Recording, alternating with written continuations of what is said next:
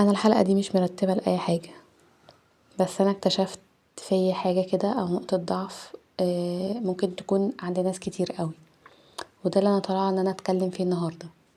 حلقه مش مترتب لها، بس هي حاجه انا قررت ان انا اغيرها فيا، وكمان اتمنى ان اي بنت بتسمعني لو فيها الصفه دي لازم تغيرها فورا. خليني احكيلك ليه بنتكلم عن ده او ليه انا بدأت كلامي بكده. يعني هقولك على حاجة، انا كنت زمان بفتكر ان اي حاجة بعملها لازم تبان انها صح جدا قدام الناس. كنت اذاكر عشان اجيب مجموع مش عشان اتعلم، اشتغل علشان ابان ان انا ناجحة مش عشان اكون راضية وارضي نفسي، وكنت اضحك كتير قوي اوقات وانا من جوايا اصلا مش كويسة ومش بخير، بس عشان محدش يقول عليا ان انا ضعيفة او متلخبطة. بس مع الوقت اكتشفت ان ده استنزاف لنفسي ولروحي ولثقتي في نفسي ولكل حاجة جوايا حتى عقلي.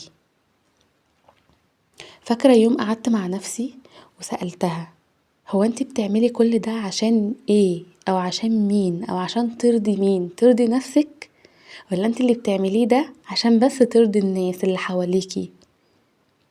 اكتشفت يا جماعة ان احنا مهما نعمل ومهما نقدم ومهما نبان ان احنا ناس شاطرين ومهما نبان ان احنا بندي ومهما نبان ان احنا قد ايه احنا بيرفكت في شغلنا، عشان بندي اكتر من طاقتنا في حاجة. مش بس في الشغل على فكرة، الكلام ده كمان في العلاقات، علاقتك بقى بصاحبتك، علاقتك بأي حد في حياتك. اكتشفت ان انا بس عايزة ارضي اللي حواليا ومش مهم انا تماما. بقيت بقول لنفسي، هو انا بعمل كل ده علشان ايه؟ علشان نفسي ولا علشان اثبت حاجة لحد؟ ومن هنا بدأت افهم واغير، وده اللي خلاني اجي اتكلم النهارده واحكيلك المواقف دي.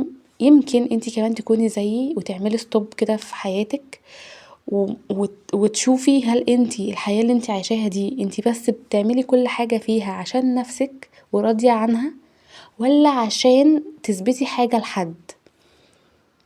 انا اكتشفت ان انا ناس كتير ومش انا بس، يعني ناس كتير قوي عايشة بس عشان تثبت.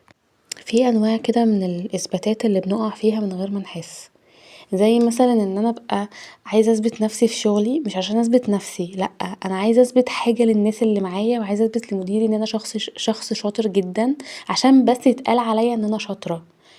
اشتغل بقى ضعف الوقت، احمل فوق طاقتي، اجي على نفسي، اشيل شغل غيري عشان بس اللي قدامي يقول عليا واو ويسقفولي بقى ان انا اشطر شخص في الدنيا، رغم ان انا مبلاقيش مقابل اصلا في اللي انا بعمله. والاثبات في العلاقات برضو، ان انا ادي بزياده واسامح على حاجات صعبه اصلا ما ينفعش ان انا اسامح فيها، وافضل ابرر حاجات ما ينفعش اصلا ان انا ابرر لها، ولازم اخد موقف فيها بس انا عشان ما يتقالش عليا ان انا مش كويسه او مش قد العلاقه دي. دايما لازم اظهر بمظهر واو، اتشيك دايما، اتصور واحط صوري على احلى من طبيعتي علشان بس اثبت للناس ان انا اكسبتد في كل حاجه. ده مش صح. دايما لازم ان انا قدام اهلي ان انا بعمل الصح دايما علشان بس اكسب رضاهم، حتى لو ده بيضايقني انا، بس عشان اهلي يقولوا عليا ان انا شخصيه كويسه قوي وبسمع الكلام ويسقفولي برضو. انا بس في بني ادمين كده بجد عايشين عشان بس يثبتوا ان هم مش لنفسهم. يعني هما لو ياريت يبقى عايشين مثلا عشان يثبتوا لنفسهم، لا، الناس بتبقى عايشه عشان تثبت للغير، عشان تثبت للغير ان هي كويسة، عشان تثبت للغير ان هي يعني في قمة الشياكة ومش تعبانة، عشان تثبت لغيرها ان هي يعني لو كانت في علاقة مثلا العلاقة دي انتهت عايزة تثبت على عكس اللي هي عايشاه. هي بتموت كل يوم بس هي بتثبت عكس ده، تتصور بقى صور بالهبل، تحط ميك اب بالهبل، تخرج بقى وتسهر وتعمل عشان بس اللي قدامها يقول ان هي مش فارقة، مش فارق حاجة. عايزة تثبت للناس عكس اللي جواها دايما، وعايزة يعني تثبت اللي بتعمل حاجات ضعف اللي هي بتعمله دايما في اي حاجة، اذا كان بقى علاقتها في شغلها، علاقتها بالناس اللي حواليها، علاقتها مع صحابها، تيجي على نفسها دايما عشان خاطر الناس اللي حواليها بس. مش لازم بقى هي حاسة بايه، يعني حتى لو هي قعدت مع نفسها وفكرت زي ما انا قعدت وفكرت كده، انتي هتلاقي ان مفيش حد بيعمل عشانك حاجة، انتي بس اللي بتعملي، انتي بس اللي بتقدمي. انت بس اللي بتضحي وانت بس اللي بتبرري في كل حاجة. انت هتلاقي اللي حواليكي كلهم بيعملوا اللي على مزاجهم وانت عمالة تضحي بس عشان بس العلاقة تمشي، عشان تفضلي في شغل معين، عشان تخلصي شغلك وتثبتي لمديرك ان انت حد شاطر، رغم ان هو مفيش اي مقابل للي انت بتعمليه غير ان هو بيقول حتى كلمة شكر ممكن كمان ما يقولهاش. وعلى فكرة مع الوقت انت هتلاقي ان ده حق مكتسب منك، وان انت مش من حقك اصلا ترفضي ان انت لا انا مش هعمل ده، لا انا مش هبرر تاني. طب ما انتي كنتي عديتي اولاني، محدش هيسقفلك، محدش هيقولك شاطرة، محدش هيقف كده يقول شوفوا البنت دي ازاي مش فارق معاها وازاي عايشة حياتها وازاي الله دي اكسبتت في كل حاجة وان انتي واو مفيش فيكي غلطة. مفيش حد هيقف يعملك كده. كل الناس هتبقى شايفاك ان انت حق مكتسب، بدل قدمتي مرة يبقى هتقدمي التانية يبقى هتقدمي التالتة، وهتفضلي عايشة كده طول حياتك في تنازلات. على فكرة محدش هيبقى شايف ان انتي بتقدمي حاجة كويسة بقى، لأ هي دي شخصيتك. وعلى فكرة انتي بتتبرمجي ان انتي شخصية ضعيفة جدا، وانا كنت عايشة على فكرة في الشخصية دي في يوم من الايام، بس انا فوقت نفسي. والبودكاست ده النهاردة انا عاملاه مخصوص عشان انا متأكدة مليون في المية ان في ناس عايشين نفس اللي انا كنت عايشاه. وعلى فكرة انا لما حاولت ان انا اثبت للناس اللي حواليا ان مش انا، مي كانت بقيت يعني بيقولوا عليا ان انا اتغيرت او شخصيتي اتغيرت وان انا اتغيرت معاهم وان انا ما كنتش كده. محدش قدر يفهم ان انا كنت بعمل ده عشان بس انا بحبهم وعشان ابقى بساعد، مش عشان ده فرض عليا او عشان انا المفروض ابقى راضيه الناس 24 ساعه. طب ما انا مين هيراضيني؟ انا مبقتش الاقي حد يراضيني، لا انا كله بقى عايز محدش بيديني. فقررت كده وقرري انت كمان انك تعملي مع لنفسك كده ستوب في حياتك، ان انت ما تديش اكتر من اللي بيتقدم لك. وما تبرريش حاجه هي غلط اصلا من الاساس المفروض انت تصلحيها. اعملي ستوب بجد وشوفي ايه اللي في حياتك غلط ولازم يتصلح، وايه اللي احنا المفروض نعمل فيه ستوب دلوقتي مش بعدين ومش كمان ساعة. لو انتي فاكرة ان الناس هتسمي ان ده حب، لا هو مش حب نهائي. الناس بتبقى شايفة ان ده ضعف او نوع من انواع الخوف، الخوف اننا ما نبقاش كفاية لو احنا ما اثبتناش للناس ان احنا زي ما هما شايفيننا. بس في الحقيقة مفيش حد على الارض يستحق انك تعيشي تعبانة علشان تثبتي له حاجة. واحنا ليه اصلا نعيش علشان نثبت ايه اللي بيحصل او ايه حصل عشان او ليه حصل عشان ايه يعني ليه نعيش كده؟ بتخسري نفسك وانتي بتحاولي تكسبي الناس. بيجي وقت بتتعبي وبتكتشفي ان كل اللي حاولتي تثبتي لهم اصلا مشيوا. بيفضل جواكي احساس انك مش كفاية دايما حتى لو وصلتي. بيتحول النجاح اللي انتي وصلتي له ده لضغط، مش مصدر سعادة نهائي. طب ليه بقى نقع في دايرة الإثبات؟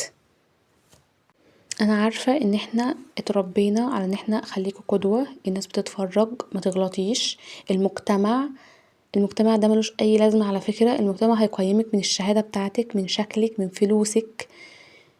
احنا لو بصينا بقى على السوشيال ميديا اللي تقريبا دمرت معظم حياة الناس، هنلاقي الكل بيعرض أحسن نسخة، فبنحس إننا لازم دايما نكون بيرفكت. بس اللي انا عايزه اقوله برضو ان انتي مش تطبيق ولا منتج في السوق، انتي انسانه بتغلطي بتتعلمي بتتغيري وساعات بتقعي على فكره. بس لازم تقومي، مش علشان تثبتي ان انتي قويه، لا انتي تقعي وتعيطي وتدبدبي برجلك في الارض وتنهاري علشان نفسك محتاجة كده. مش علشان انا مش لازم ابقى صامدة طول الوقت، مش لازم الناس تقول عليا ان انا قوية وجبارة وما بيفرقش معايا اي حاجة. لا انا بني ادمة وبغلط وهتعلم، ولازم ان انا هيجيلي وقت وانهار. مش لازم اثبت للناس عكس اللي جوايا يا جماعة والله. لازم نخلي الناس كده تشوفنا ان احنا زي ما احنا جوانا كويس احنا برضو جوانا الوحش. وزي ما انا بقدم لك كل المساعدة اللي جوايا اللي انا اقدر اقدمها لك، انا هيجي وقت عليا انا مش هقدر اقدم لك حاجة عشان هو ده انا، عشان انا ليا طاقة والطاقة دي بتيجي وقت وتخلص. انت ممكن يجي عليكي وقت طاقتك دي ما تكونش موجودة اصلا، والناس يطلبوا منك انك تقدمي لهم اللي هم متعودينه منك دايما، ولما ترفضي انت هتبقي وحشة. رغم ان هم اساسا شايفينك حاجة عادية، ما انتي طول عمرك بتعملي كده. ايه اللي جد يعني عشان تغيري اللي انتي بتقدميه طول حياتك، سواء بقى في شغل، في علاقات، مع صحابك، مع اهلك في البيت. وقت طول ما انتي بتقدمي حاجة، وقت ما هتيجي تقولي انا مش قادرة، مش هتلاقي حد جنبك.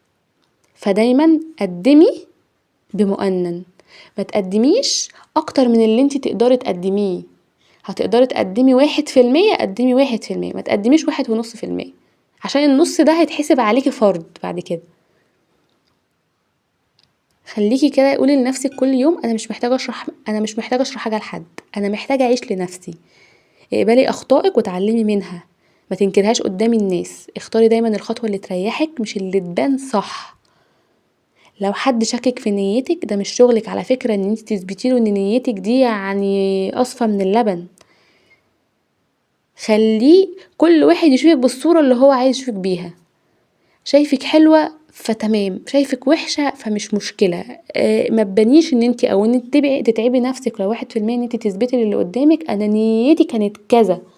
لا يا حبيبي، خد الصورة اللي انت عايزها عني ويلا بعيد عني. هنعيش مرة واحدة بس يعني، لازم بقى نعيشها صح. مش هنعيش دايما طول حياتنا ان احنا نبرر للناس حاجات على عكس اللي جوانا. اسألي دايما كده، هو انا بعمل ده عشان اكون صادقة مع نفسي ولا عشان ابين ان انا كويسة قدام الناس؟ اسمعيني بقى كويس في الجملتين اللي انا هقولهم لك دول. الحياة قصيرة جدا، ومش مستاهلة نقضيها في سباق لإرضاء الناس. مش كل الناس هتفهمك، ومش كل الناس هتصدقك أصلا. في ناس مهما عملتي مش هيكفيهم. فكفاية بقى، كفاية إثبات، كفاية شرح، كفاية تبرير. انتي مش محتاجة تثبتي حاجة لحد، انتي بس محتاجة تكوني وفية لنفسك وتعيشي بسلام مش توتر خالص. الجمال الحقيقي مش انك تباني بيرفكت، الجمال الحقيقي انك تكوني مرتاحة مع نفسك حتى لو الدنيا كلها مش شايفة ده. لو لسه بتسمعيني لحد اللحظة دي، فبجد انا بقولك ان انتي كفاية لنفسك قوي، وكفاية لحد كده. انتي مش محتاجة تثبتي حاجة لحد. وزي ما احنا متعودين، لو الحلقة عجبتكم متنسوش تعملوا لايك وبعتيها لأي حد محتاج يسمع الكلام ده. اشوفكم في حلقة جديدة ان شاء الله، وياريت تكتبولي في الكومنتس محتاجين الحلقة اللي جاية اتكلم عن ايه. باي باي.